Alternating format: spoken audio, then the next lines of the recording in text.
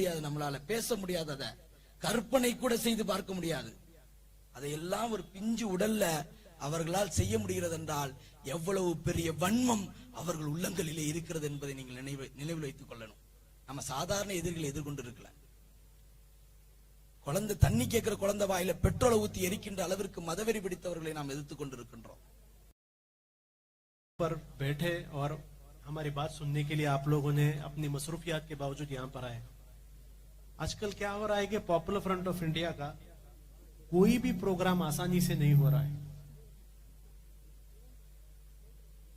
सारे मुश्किलात को फेस करके आने के बाद बारिश का मुश्किलात भी फेस करना पड़ रहा है, लेकिन उस मुश्किलात के बावजूद भी अल्हम्दुलिल्लाह प्रोग्राम हो रहा है। इसी तरीके से जिस तरीके से बारिश के बाद भी प्रोग्राम हुआ, पूरे इंडिया में जो जो हमारे खिलाफ प्रॉब्लम्स हो रहा है उसके बाद भी इंशाल्लाह पॉपुलर फ्रंट हमेशा आगे ही रहेगा। पहले हम लोग हर गली मोहल्ले जाकर इसी तरीके से प्रोग्राम कर कर कहते थे कि पॉपुलर फ्रंट क्या है, पॉपुलर फ्रंट का तारीख बताते थे, हिस्ट्री बताते थे, पॉपुलर फ्रंट की एक्टिविटीज बताते थे। आज हम लोग कहीं पर भी जाकर पॉपुलर फ्रंट क्या है हम नहीं बताते, क्योंकि 24 घंटे पॉपुलर फ्रंट क्या है वो बताने की जिम्मेदारी चंद मीडिया वाले, चंद आरएसएस वाले, चंद बीजेपी वाले, चंद पुलिस वाले ले लिए हैं। अभी वो काम हम लोग नहीं करते, क्योंकि पॉपुलर फ्रंट ऑफ इंडिया के नाम से बहुत सारे लोगों का घर चल रहा है। बहुत सारे मीडिया एंकर्स, उनका घर सिर्फ और सिर्फ पॉपुलर फ्रंट के बरकत से चल रहा है। मुझे भी बहुत सारे न्यूज रिपोर्टर्स मिलते हैं, वो लोग कहते हैं कि अगर आप नहीं होगा तो हमारा क्या होगा। जैसा मैं बताया, पॉपुलर फ्रंट बहुत गरीबों की मदद करता है, बहुत लोगों का घर हम लोग चलाते हैं। कुर्बानी में बहुत सारे लोगों के घर में गोश्त हम लोग पहुंचाते हैं। ईद के वक्त बहुत सारे घरों में फूड किट देते हैं। उसी तरीके से ये बहुत सारे न्यूज चैनलों का घर भी हम लोग चला रहे हैं, क्योंकि हमारा पार्ट ऑफ द प्रोजेक्ट है। पॉपुलर फ्रंट का नारा है हर मजलूम हमारा है। वो मजलूम चाहे एक झोपड़पट्टी में रहने वाला हो या वो मजलूम चाहे किसी न्यूज चैनल में काम करने वाला हो, हर मजलूम हमारा। उस हर मजलूम का घर चलाने की जिम्मेदारी हम लोग लेकर है। हर दिन अगर आप देखेंगे कुछ ना कुछ पॉपुलर फ्रंट के बारे में आ रहा है, हर दिन। अभी 1-2 हफ्ते में अगर आप देखेंगे एक नया ट्रेंड पूरे इंडिया के अंदर चल रहा है। मैं आपके सामने चंद बातें रख रहा हूं, क्यों वो ट्रेंड हो रहा है और असलियत क्या है। तेलंगाना में अगर आप देखेंगे, तेलंगाना में निजामाबाद एक डिस्ट्रिक्ट है, वहां पर अब्दुल कादर नाम का एक कराटे मास्टर 30 साल से कराटे सिखा रहा है। 30 साल से, 1-2 साल नहीं, 30 साल से कराटे सिखाने वाला अब्दुल कादर के घर में निजामाबाद की पुलिस जाती है, जाकर रेड करती है। रेड कर कुछ भी नहीं मिलता वहां पर। फाइनली 2 नानचाकू मिलते हैं, 10 या 15 छोटे छोटे स्टिक्स मिलते हैं। उस नानचाकू को लेकर, उस स्टिक्स को लेकर तेलंगाना पुलिस आकर प्रेस कॉन्फ्रेंस करती है, बड़ा टेररिस्ट कैंप चल रहा था करके। वो टेररिस्ट कैंप में मिला क्या? 2 नानचाकू और 15 स्टिक।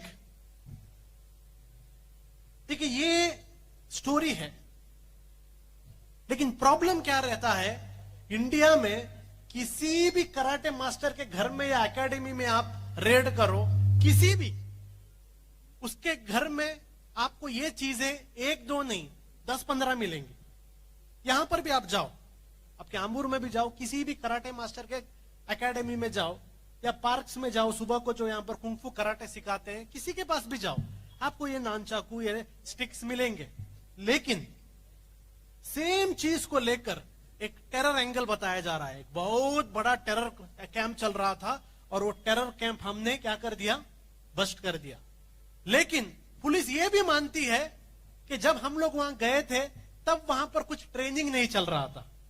जब हम गए थे वहां ट्रेनिंग नहीं मिल रहा था, लेकिन हमें क्या मिले, बहुत सारे किताबें मिले, हमें बहुत, और सबसे खतरनाक एक चीज मिला जिससे हमें पता चलता है कि वहां टेरर कैंप चल रहा है। वो खतरनाक चीज क्या है? पॉपुलर फ्रंट के 50 झंडे मिले। पॉपुलर फ्रंट के 50 झंडे मिले, इससे बड़ा सबूत क्या है टेरर काम चलने का? उसके बाद आप देखो बिहार में भी पटना पुलिस जाती है एक ऑफिस में, जो पॉपुलर फ्रंट का ऑफिस भी नहीं है। उस ऑफिस में जाकर रेड करती है, कुछ भी नहीं मिलता। वहां पर ऑफिस में कोई था भी नहीं, ऑफिस बंद होता है। उस ऑफिस के ओनर को अरेस्ट के पुलिस स्टेशन लिया जाता है। जिस आदमी के नाम पर वो ऑफिस है उसे स्टेशन को लेके जाया जाता है। उनका इंक्वायरी करके छोड़ दिया जाता है।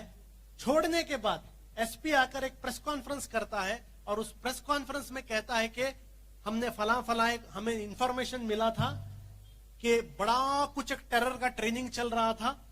वो टेरर के ट्रेनिंग में हम वहां गए, हमें कुछ मिला नहीं। हमें 4-5 किताबें मिली, चंद बुक मिले।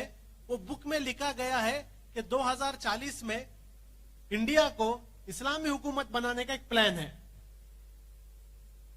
उसके बाद पुलिस जाकर जिन लोगों को छोड़ दिए थे उनको अरेस्ट करते हैं। मामूली चीज है। आप लोग भी सोचेंगे इतने मामूली चीज में इतना बड़ा टेरर एंगल क्यों आता है, लेकिन निजामाबाद और पटना ये दोनों में सिमिलैरिटी है। सिमिलैरिटी क्या है? दोनों जगह चंद पेपर्स को पुलिस ने प्लांट किया। चंद पेपर्स को पुलिस ने प्लांट किया। उसके बाद जो अरेस्ट हुए वो पॉपुलर फ्रंट के मेंबर्स नहीं थे।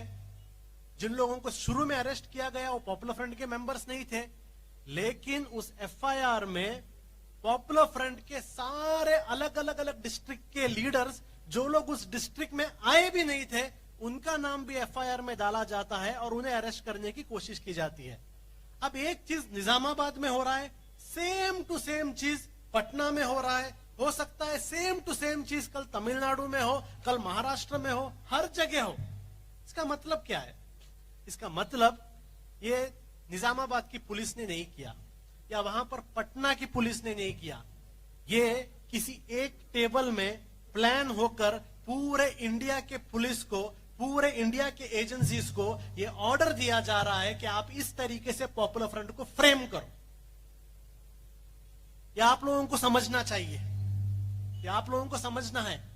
ये direct ministry of home affairs MHA से आता है, डायरेक्ट सेंट्रल गवर्नमेंट से आ रहा है। स्टेट में कोई भी गवर्नमेंट हो, वहां पर TRS की गवर्नमेंट है, वहां पर JDU की गवर्नमेंट है, कोई भी गवर्नमेंट हो, लेकिन उस गवर्नमेंट के पुलिस के ऊपर सेंट्रल गवर्नमेंट का एक प्रेशर होता है कि हम जिस तरीके से बोल रहे हैं उस तरीके से करो। ये आईपीएस ऑफिसर्स को भी सेंट्रल गवर्नमेंट की बात माननी पड़ती है, क्योंकि आईपीएस ऑफिसर्स को अगर जिंदगी में प्रमोट होना है, आगे जाना है, सेंट्रल गवर्नमेंट की उन्हें जरूरत है। सेंट्रल गवर्नमेंट के खिलाफ वो जा नहीं सकते, होम मिनिस्ट्री के खिलाफ आईपीएस ऑफिसर्स भी जा नहीं सकते। इन आईपीएस ऑफिसर्स पर सेंट्रल गवर्नमेंट का प्रेशर होता है कि केस क्रिएट करो। उदयपुर में 2 लोगों ने मिलकर एक आदमी का कत्ल किया। उसके बाद पूरे मुसलमानों का नाम खराब कर दिया गया। फिर न्यूज में आता है कि जो 2 लोग इस कत्ल में शामिल थे वो बीजेपी के पोलिंग एजेंट थे। क्या थे? पोलिंग एजेंट थे। वो लोग बीजेपी के लीडर्स के साथ उठते बैठते रहते थे, लेकिन कंप्लीट इस चीज को, इस एंगल को डिनाई किया गया। अमरावती महाराष्ट्र में जिस शख्स पर इल्जामात है कि जिसने मर्डर किया है, उसका फेसबुक जब चेक किया जाता है, फेसबुक में पता चलता है कि वहां का एक प्रो बीजेपी, यानी जिसने अभी इंडिपेंडेंट है लेकिन इस बार बीजेपी के साथ जो था, उस आदमी की इलेक्शन कैंपेन में उसने काम किया। जम्मू में टेररिज्म के नाम पर 2 लोगों को अरेस्ट किया जाता है। कहते हैं कि ये लश्कर ए तोयबा के लोग हैं। उस लश्कर ए तोयबा के लोग का जब बैकग्राउंड इंक्वायरी होता है, पता चलता है वो कि बीजेपी का आईटी सेल का इंचार्ज है।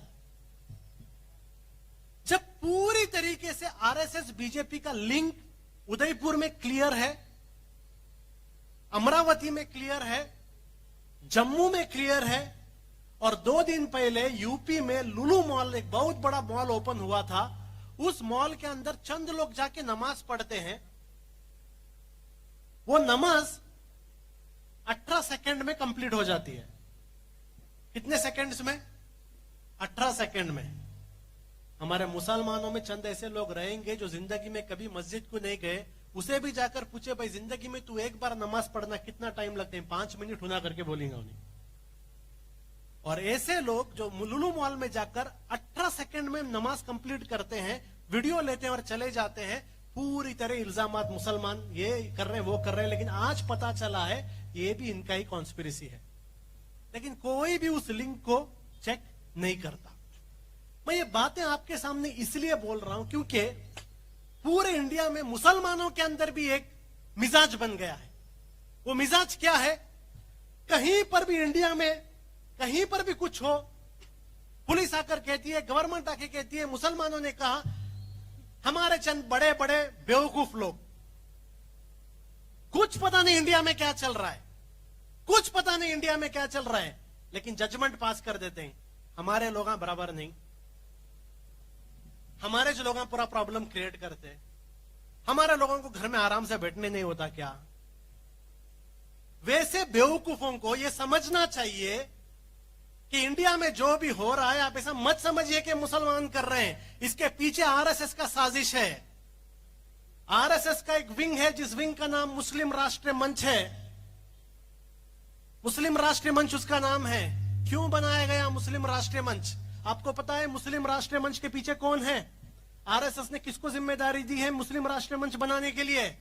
इंद्रेश कुमार को। इंद्रेश कुमार कौन है? अजमेर दरगाह में एटीएस और एनआईए के चार्जशीट में जिसका नाम था वो इंद्रेश कुमार, आरएसएस का national executive committee member Indresh Kumar, Ajmer दरगाह में उसका इशू में उसका नाम था। मक्का मस्जिद ब्लास्ट में सीबीआई ने जिसका इंक्वायरी किया, वो इंद्रेश कुमार जो एक डूबियस कैरेक्टर था, जिसका एनआईए ने इंक्वायरी किया, जिसका एटीएस ने इंक्वायरी किया, वो इंद्रेश कुमार आकर मुसलमानों के अंदर मुस्लिम राष्ट्रीय मंच नाम का एक संगठन बनाता है और पता चलता है यहां वहां जो जो ये इंसिडेंट्स हो रहे हैं उन इंसिडेंट्स का मुस्लिम राष्ट्रीय मंच के साथ लिंक है। लेकिन हमारे बहुत सारे पढ़े लिखे बेवकूफ ये कहते हैं हमारे च लोग ये करते हैं। मैं इसलिए बता रहा हूं क्योंकि जब इस तरीके का एक वर्जन आपके सामने पुलिस लाती है, मीडिया लाती है, पॉपुलर फ्रंट के बारे में जब ऐसी बातें आते हैं, चंद लोग कहते भी हैं क्यों पॉपुलर फ्रंट खामोश नहीं बैठ सकती क्या? खामोश नहीं बैठ सकती क्या? मैं उनसे कहना चाहता हूं, जिस दिन पॉपुलर फ्रंट खामोश बैठी ना, बहुत सारे मुसलमानों की आवाज चली जाएगी। जिस दिन पॉपुलर फ्रंट खामोश हो गई, किसी मुसलमान का घर भी जल गया, कोई बात करने वाला नहीं रहेगा। डंके के चोट पे कहते हैं, आज भी हिम्मत से बात करने वाली इंडिया में कोई तंजीम बची है, सिर्फ और सिर्फ पॉपुलर फ्रंट बची है। और याद रखिए, हमें भी घर है, हमें भी बीवी है, हमें भी मां बाप हैं, हमें भी बच्चे हैं, हमें भी जॉब है, हमें भी बिजनेस है, हमें भी घर है, हमने भी बड़े बड़े ख्वाहिशात हैं। ये सारे ख्वाहिशात की कुर्बानी देखकर आंखों में आंखें डालकर सच बात बोल रहे हैं। कोई बेवकूफ नहीं है हम लोग। आज सच बात बोलना बहुत हिम्मत है। नबी करीम सल्लल्लाहु अलैहि वसल्लम ने एक जमाने में कहा था, एक जालिम हुक्मरान के सामने हक की बात कहना सबसे बड़ा जद्दोजहद है। चंद लोग सोचते थे क्या भाई हक की बात बोलना कौन सा बड़ा जद्दोजहद करके। आज देखो इंडिया के अंदर सबका मुंह बंद है, सबका मुंह बंद है, बड़े बड़े ऑपोजिशन का मुंह बंद है। ऐसे टाइम पर गली से लेकर हर बड़े बड़े शहर तक अगर इस बीजेपी, इस आरएसएस के जुल्म के खिलाफ बात करने वाली कोई तंजीम है, वो सिर्फ पॉपुलर फ्रंट ऑफ इंडिया है। बहुत हिम्मत चाहिए ये बातें बोलने के लिए। ये बातें बोलने की वजह से हमारे मेंबर्स जेल में हैं। वो मेंबर्स को भी घर है, उनको भी फैमिली है, उनको भी बच्चे हैं, उनको भी सपने हैं। बेकार रास्ते में चलने वाले नहीं हैं, सब है उनका। जेलों में डाला गया है। अंशद बी फिरोज नाम के हमारे 2 मेंबर 2 साल से यूपी के जेल में। और बेकार कौन से केस बना के हमारे मेंबरों को जेलों में डाला गया। क्या समझे बेकार लोग? क्या कुछ काम धंधा नहीं? क्या बेकार लोग हैं, यहां फिरते रहते, कुछ काम नहीं, चलो भाई जानते जेल में? नहीं। उनके सामने भी, हमारे जो मेंबर जेलों के अंदर है ना, उनके सामने भी दो ऑप्शन था। एक ऑप्शन क्या मालूम? मैं, मेरी बीवी, मेरे बच्चे, मेरा बिजनेस, मेरा घर करके आराम से बैठना, उनके सामने भी ऑप्शन था। दूसरा ऑप्शन यह था कल जाके अल्लाह और अल्लाह के रसूल को चेहरा दिखाना। अल्लाह और अल्लाह के रसूल को जाके चेहरा दिखाना कि जब पूछेंगे कि तुम्हारे आंखों के सामने इतना जुल्म हो रहा था, क्या कर रहे थे, उस वक्त जवाब देने के लिए उन्होंने सोचा अगर जो भी प्रॉब्लम आया आने दो, लेकिन कल जाके अल्लाह और अल्लाह के रसूल को चेहरा दिखाना हमें। बहुत हिम्मत होना इसके लिए, आसान नहीं है। और ऐसा भी मत सोचिए पूरे बेकार निकम्मों की तंजीम, नौजवानों की तंजीम नहीं। Doctors, engineers, businessman, teachers, scholars, ये सबकी तंजीम ही है। क्या तो सोच के रहेंगे थोड़े लोग, ये क्या तो नौजवानों की तंजीम करके। हाँ, नौजवानों की तंजीम, क्योंकि पॉपुलर फ्रंट के अंदर अगर एक 60 साल का बूढ़ा भी आया, नौजवान के जैसा काम करते हैं।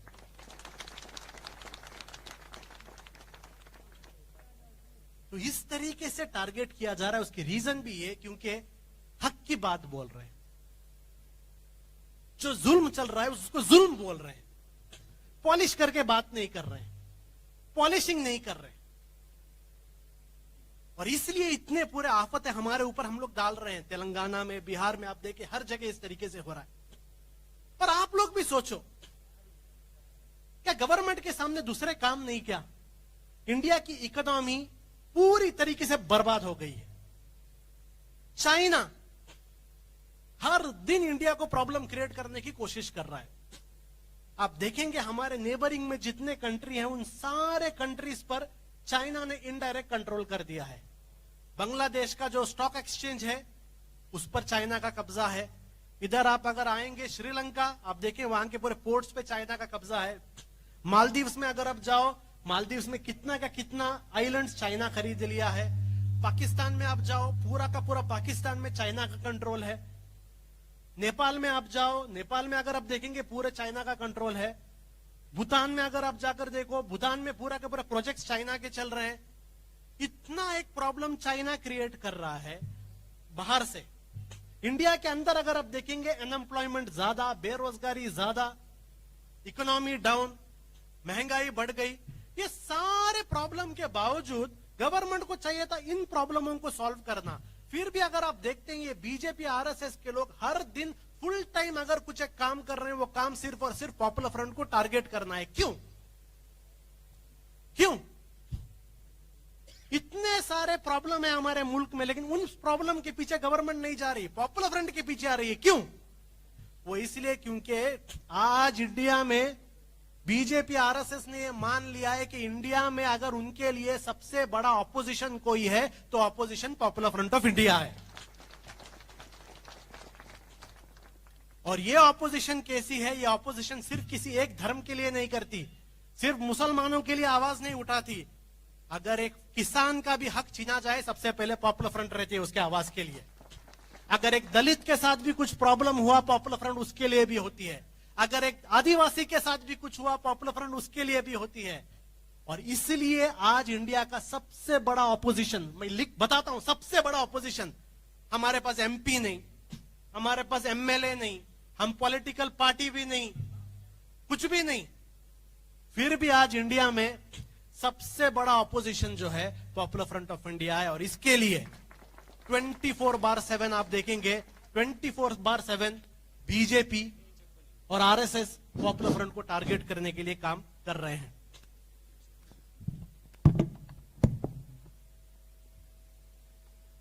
इससे पहले आरएसएस ने हमें टारगेट करने के लिए दूसरे रास्ते अपनाए थे। आप ऐसा मत समझिए कि यह तंजीम सिर्फ बड़े बड़े प्रोग्राम करती है। हमारे बहुत सारे मेंबरों को आरएसएस के गुंडों ने कत्ल भी किया है। हाल ही में शान नाम के हमारे एक भाई का केरला में उसको शहीद किया गया। पालक्काड में हमारे एक भाई को शहीद किया गया। कर्नाटक में किया गया। ऐसा नहीं है कि ये तंजीम जो है सिर्फ ऐसे प्रोग्राम करके ताली मार के नारेबाजी करने वाली नहीं, खून भी गया है हमारा। लेकिन आरएसएस ने सोचा था कि इनके मेंबरों को टारगेट करके ये पूरी की पूरी तंजीम को क्या होगा, दबा देंगे, ये डर कर अपने अपने घरों के अंदर छुप जाएंगे। लेकिन पॉपुलर फ्रंट का डीएनए ऐसा है, जब जब हमारा एक एक भाई शहीद हुआ है, पॉपुलर फ्रंट का हर एक मेंबर 100 टाइम्स ज्यादा एक्टिव हुआ है। और आरएसएस बीजेपी ने इस बात को समझ लिया है कि इनको इस तरीके से टारगेट करके कुछ नहीं होता, और आरएसएस ने हार मान ली है। उसके बाद अभी आरएसएस ने कॉन्ट्रैक्ट एनआईए को दिया है, कॉन्ट्रैक्ट ईडी को दिया है, कॉन्ट्रैक्ट इनकम टैक्स को दिया है, कॉन्ट्रैक्ट अलग अलग अलग स्टेट्स में पुलिस को दिया है, एटीएस को दिया है कि भाई हमसे पॉपुलर फ्रंट रुक नहीं सकती। हम बहुत कोशिश की इनको रुकने के लिए, हमारे से इनको रोका नहीं जा सकता, अभी आप लोग रोको। और इसलिए आप देख रहे हैं ये पूरा एक कैंपेन हमारे अगेंस्ट चलाया जा रहा है।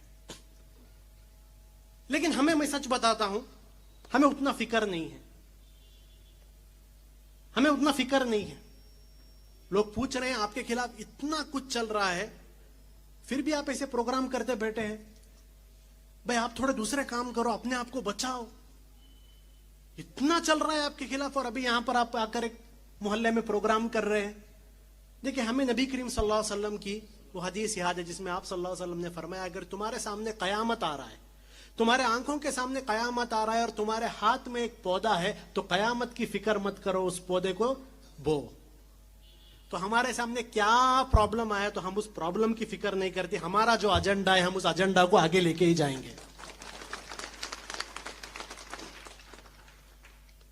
इतने इल्जामात आए, पॉपुलर फ्रंट होना ही क्राइम है। अभी हाल ही में एक 2 साल पहले मुझे अजमेर में बुलाया गया था। अजमेर के दरगाह के चंद खादिमों ने इनवाइट किया था कि आप आओ। मैं गया था, मैं और मेरे साथ चंद साथी गए थे अजमेर दरगाह को।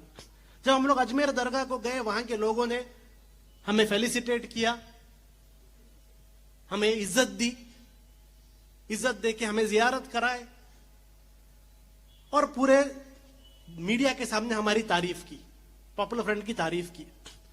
और अभी आप देखते हैं जिन अजमेर के लीडरों ने पॉपुलर फ्रंट की थोड़ी तारीफ की, उनको किस तरीके से टारगेट किया जा रहा है। हर दिन न्यूज चैनल में उन्हें टारगेट किया जा रहा है। क्यों?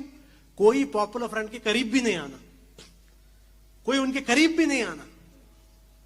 यानी पॉपुलर फ्रंट होना ही क्राइम है।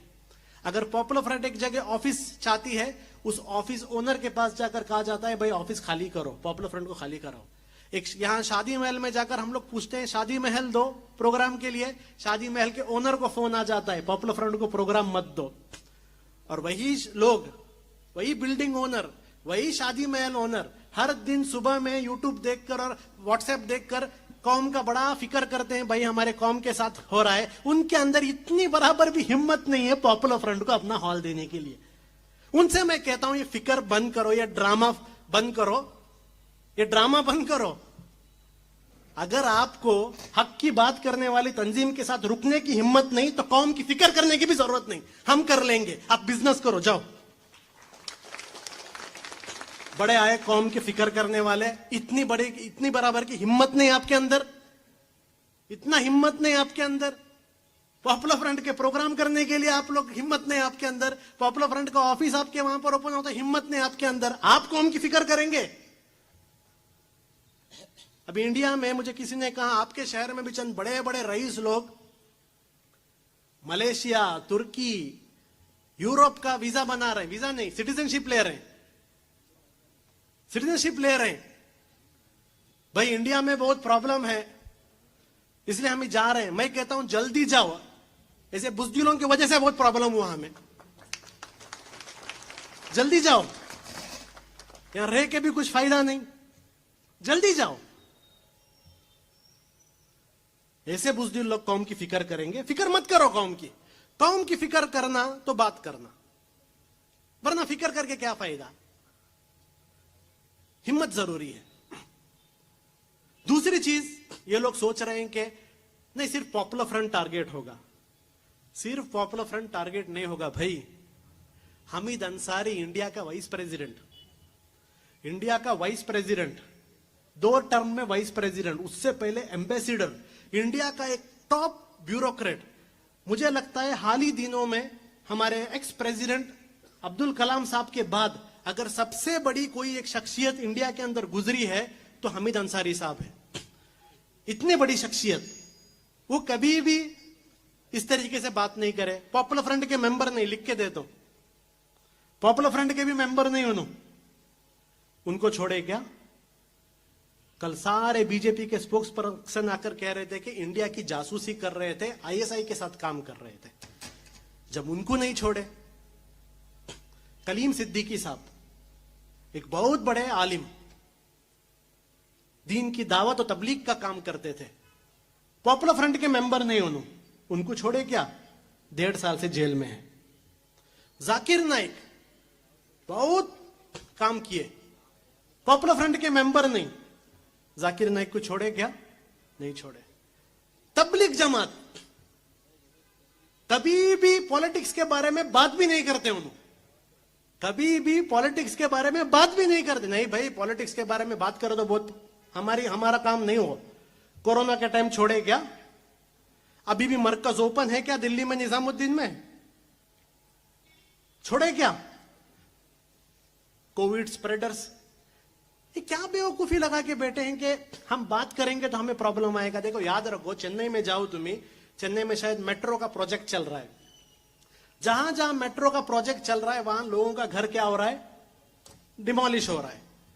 डिमोलिश क्यों हो रहा है? बहुत सारे लोगों का घर डिमोलिश हो रहा है, चंद लोगों का घर डिमोलिश नहीं हो रहा है। अब चंद लोगों का घर डिमोलिश नहीं हो रहा है, क्यों नहीं हो रहा है? वो इसलिए नहीं हो रहा है क्योंकि तुम्हारे घर के पास से अभी तक मेट्रो का प्लान आया नहीं।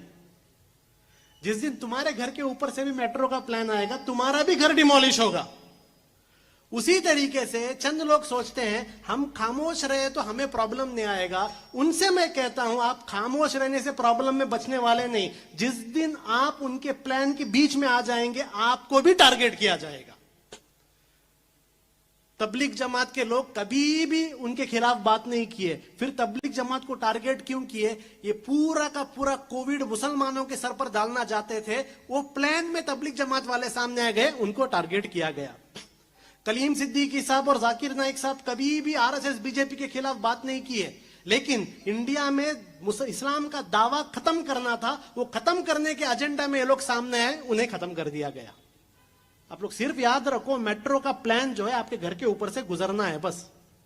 तो ये सोचना, यहां भी चंद बड़े बड़े बिजनेसमैन चंद आने के टाइम मुझे लोगों ने कहा कि मुझे सच में पता है तांबूर के बारे में, मुझे चंद लोगों ने कहा कि यहाँ ऐसे ऐसे बड़े बड़े बिजनेसमैन हैं, बहुत रईस लोग हैं, और वो लोग ये सोचे हमें कुछ प्रॉब्लम नहीं। भाई आपके मेट्रो के, आपके फैक्ट्री के ऊपर से मेट्रो का प्रोजेक्ट अभी तक आया नहीं, अभी तक आया नहीं। जिस दिन बीजेपी ये फैसला लेगा कि इंडिया में मुसलमान बिजनेसमैन को टारगेट करना है, आपका भी नंबर आएगा, आपका भी नंबर आएगा। आप खामोश रहो, छुप जाओ, तुर्की में जाओ, यूरोप में जाओ, कहां भी जाओ, आपका भी नंबर आएगा। केरला में बीजेपी के लोकल लीडर्स, केरला में बीजेपी के लोकल लीडर्स, आम लोग, लोकल लीडर्स आकर मुस्लिम बिजनेसमैन के पास चंदा पूछते हैं, चंदा चाहिए। अगर वो मुस्लिम बिजनेसमैन एक मॉल का ओनर या एक बड़े दुकान का ओनर कहता है, एक बहुत बड़ा कंपनी का ओनर कहता है नहीं मैं डोनेशन नहीं दूंगा, तो बीजेपी का ऑर्डिनरी डिस्ट्रिक्ट का एक आदमी उस आदमी से कहता है हमें पैसा दे दो वरना हम ईडी को भेजेंगे, हमें पैसा भेजो, हमें वरना हम ईडी को भेज देंगे। भाई मामूली बीजेपी का एक डिस्ट्रिक्ट का आदमी ईडी की धमकी दे रहा है, ईडी की धमकी दे रहा है। आप लोग क्या समझे? ईडी क्या आप ईमानदार या बेमाने देखकर ईडी आता है? नहीं, इंडिया में ईडी का 96% केसेस फेल हो गया है। ओनली 4% ईडी के केसेस जो हैं कन्विक्ट हुए, ओनली 4%। 96% क्या हो गए हैं? फेल हो गए हैं। इसका मतलब क्या है? 96% केसेस फेक हैं। जब चाहिए किसी को टारगेट किया जा सकता है। तो ये मत समझिए पॉपुलर फ्रंट में रहा तो मैं टारगेट हूंगा। मैं और लंबा लिस्ट बताता हूं। जुबैर आल्ट न्यूज का पॉपुलर फ्रंट का था क्या? पॉपुलर फ्रंट का था क्या? राहुल गांधी के पीछे ईडी आ गई, कभी सोनिया गांधी को ईडी ऑफिस में बुलाए, पॉपुलर फ्रंट के मेंबर गया? हमारे मेंबर नहीं भाई, हमारे मेंबर नहीं। बस नंबर नहीं आया आपका। जिस दिन नंबर आएगा आपको भी टारगेट किया जाएगा। तो याद रखिए, आज खामोश होने से कल बचेंगे नहीं। जिस दिन नंबर आएगा हर किसी को ये आरएसएस टारगेट करेगी। इसमें और एक बात आपके मैं सामने रखता हूं और एक सच्चाई आपको डिस्कस करना है। आरएसएस के लोग छुप छुप के पहले बात करते थे, आप ओपनली बात कर रहे हैं। यूपी में आपने देखा एक धर्म संसद हुआ था, दिल्ली में धर्म संसद हुआ था, हर जगह धर्म संसद हुआ। 2 दिन पहले कर्नाटका के अंदर आरएसएस का या एक जो सनातन संस्था है, सनातन संस्था का एक वेपन्स ट्रेनिंग हुआ। ओपन ट्रेनिंग होता है और उस ट्रेनिंग में वो लोग क्या बोल रहे हैं,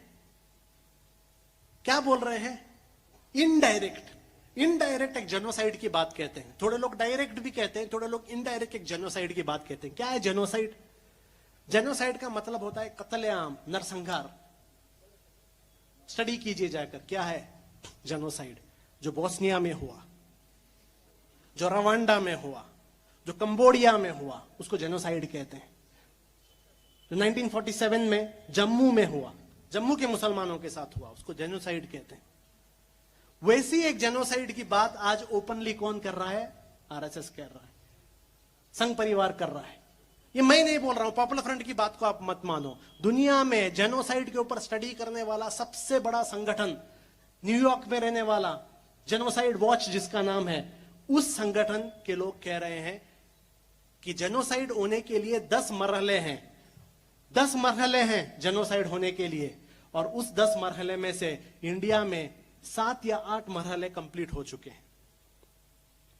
अभी आपने देखा हिजाब के नाम पर प्रॉब्लम, हलाल के नाम पर प्रॉब्लम।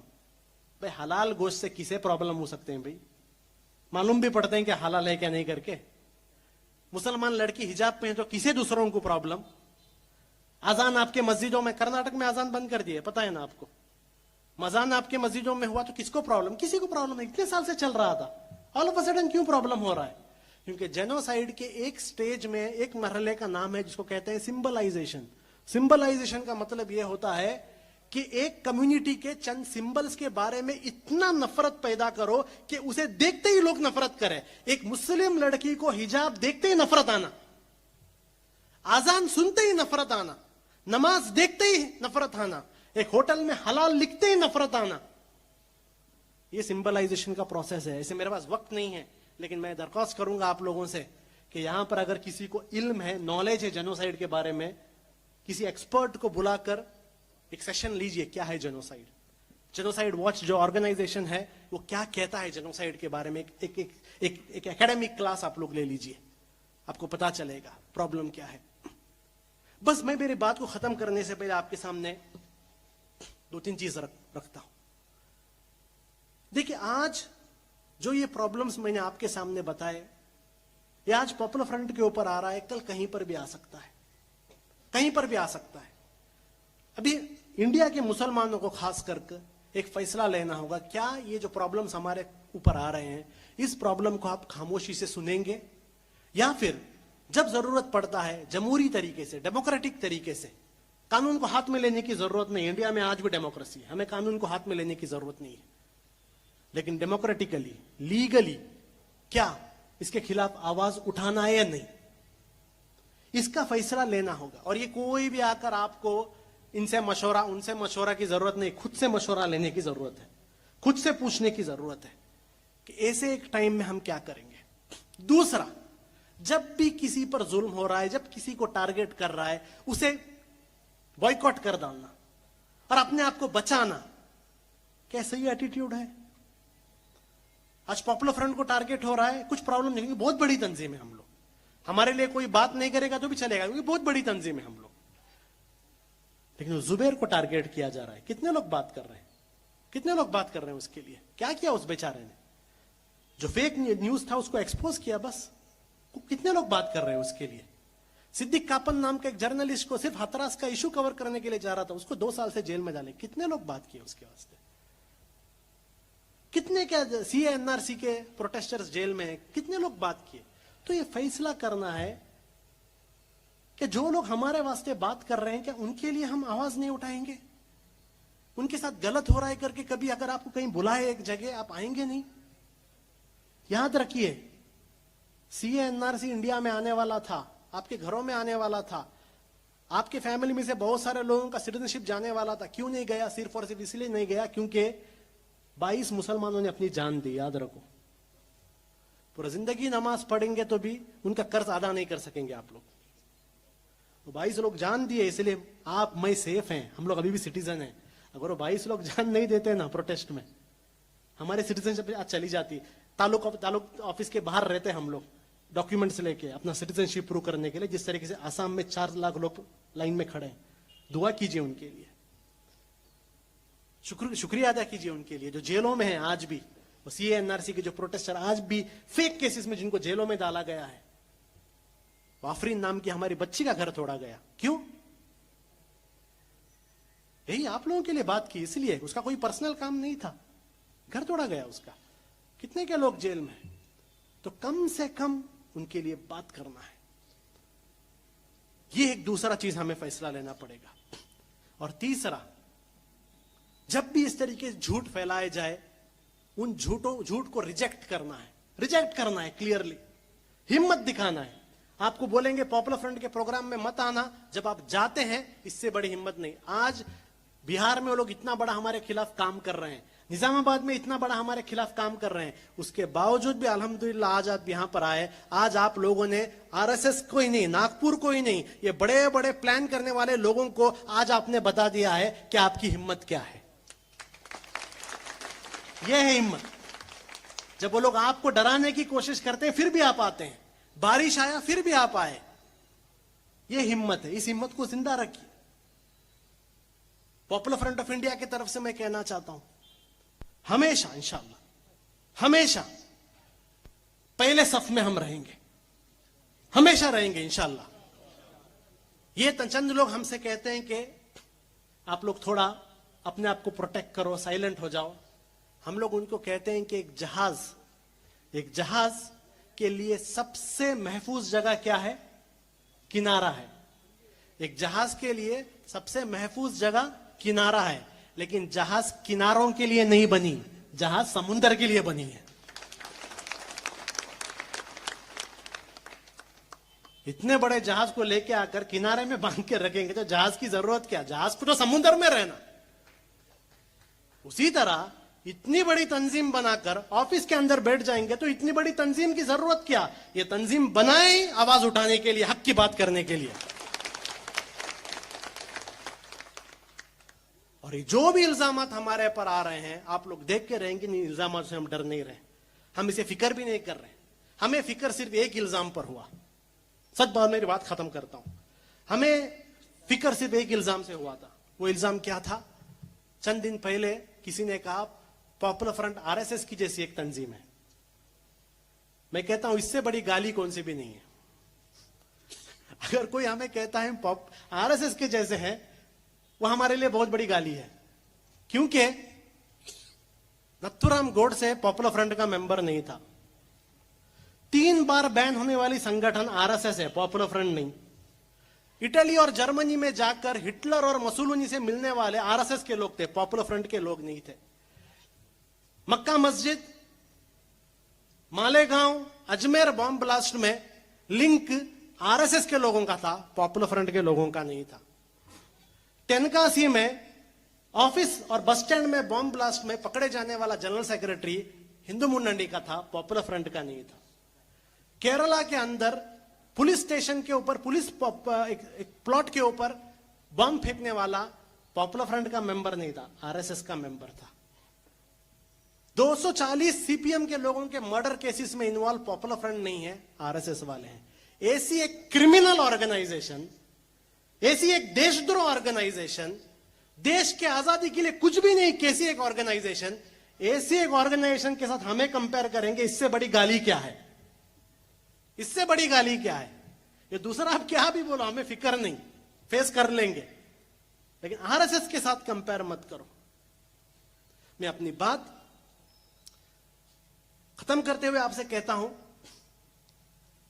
कि पॉपुलर फ्रंट को और इसमें काम करने वाले नौजवानों को अपने दुआओं में जरूर याद रखिए। क्योंकि चंद लोग पूछते हैं इतना प्रॉब्लम आपको आ रहा है, फिर भी ये प्रॉब्लम से अल्हम्दुलिल्लाह आप हमेशा निकल के जा रहे हैं। वो इसलिए क्योंकि बहुत सारे गरीब, बहुत सारे मजलूम तहज्जुद में उठकर इस तंजीम के लिए दुआ करते हैं। और याद रखिए, एक गरीब और मजलूम और अल्लाह के बीच में कुछ भी नहीं होता। एक मजलूम, गरीब और अल्लाह के बीच में कुछ भी नहीं होता। एक गरीब मजलूम जब दुआ करता है, क्या क्या साजिशें आप लाएं, वो दुआ हमें बचाती है। से आपसे दरखास्त करूंगा, यह आपकी तंजीम है, इस तंजीम के लिए दुआ कीजिए, इस तंजीम को सपोर्ट कीजिए, इस तंजीम को फंड कीजिए और इस तंजीम को बिना डरे साथ दीजिए। वापिस आप लोग यहां पर आए, हमारी बात सुने, इसके लिए आपका शुक्रिया अदा करता हूं। वाखिर दाना अनिल हम्दुलिल्लाहि रब्बिल आलमीन। अस्सलाम वालेकुम।